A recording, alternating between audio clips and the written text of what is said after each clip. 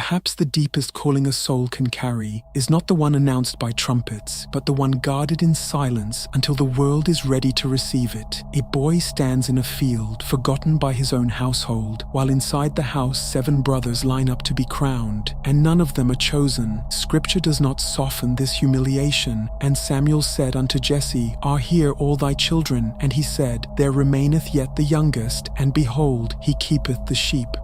1 Samuel 16:11. Not summoned, not expected, not even remembered until someone finally asked, yet this forgotten son is the one heaven had already chosen. Then Samuel took the horn of oil and anointed him in the midst of his brethren, and the Spirit of the Lord came upon David from that day forward. 1 Samuel 16:13. Anointed, in the midst of his own family, with no throne waiting, no crowd watching, no nation yet aware. Before the world discovers what God is doing, God has already decided who will carry it, and what happens next in that boy's life will tell us why some people are found by heaven long before they are ever shown to men. Every hidden season carries its own strange curriculum, one no stage, no title, and no applause could ever teach. The Hebrew word sathar means to conceal, to cover, to keep deliberately out of sight. It is the same root David uses generations later, once he understood what had been done to him. For in the time of trouble he shall hide me in his pavilion, in the secret of his tabernacle shall he hide me. Psalm 27:5. Hiding, in the language of Scripture, is rarely abandonment. It is protection, preparation, positioning. Consider Moses. Raised inside Pharaoh's palace, educated in Egypt's highest courts, yet Exodus records that at 40 years old he fled into the wilderness of Midian, where he kept the flock of Jethro, his father-in-law. Exodus 3:1. 40 years, not months, not a single season.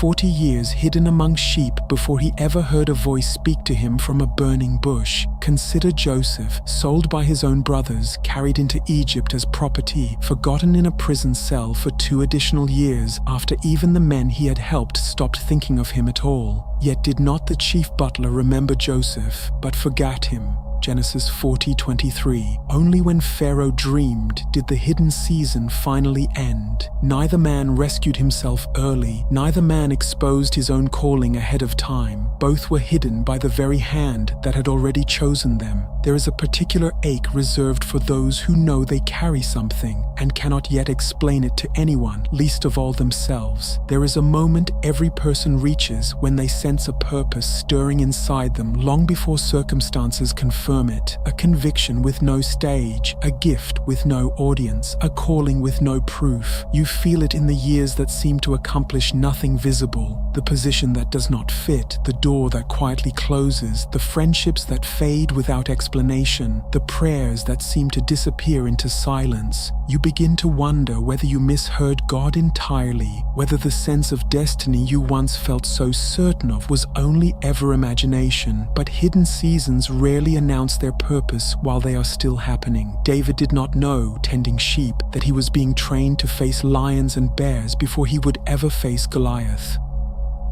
Moses did not know, watching flocks in Midian, that he was learning the very wilderness he would lead a nation through for 40 more years. The classroom remains invisible until the assignment finally arrives. What the world calls delay, heaven often calls formation. Here is the revelation that reframes everything. The prophet Isaiah, describing the servant of the Lord centuries before his coming, records these astonishing words, "And he hath made my mouth like a sharp sword, in the shadow of his hand hath he hid me, and made me a polished shaft, in his quiver hath he hid me."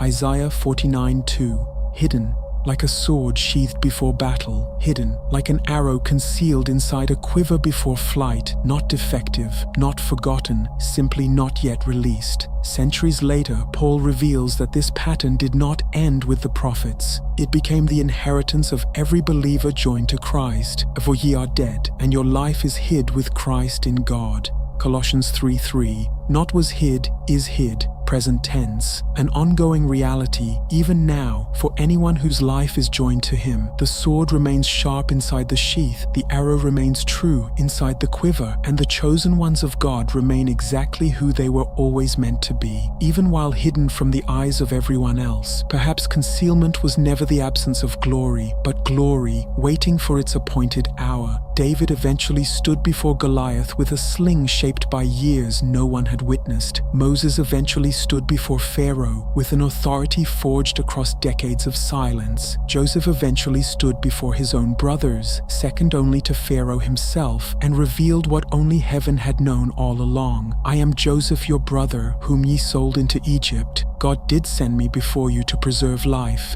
Genesis 45:4-5.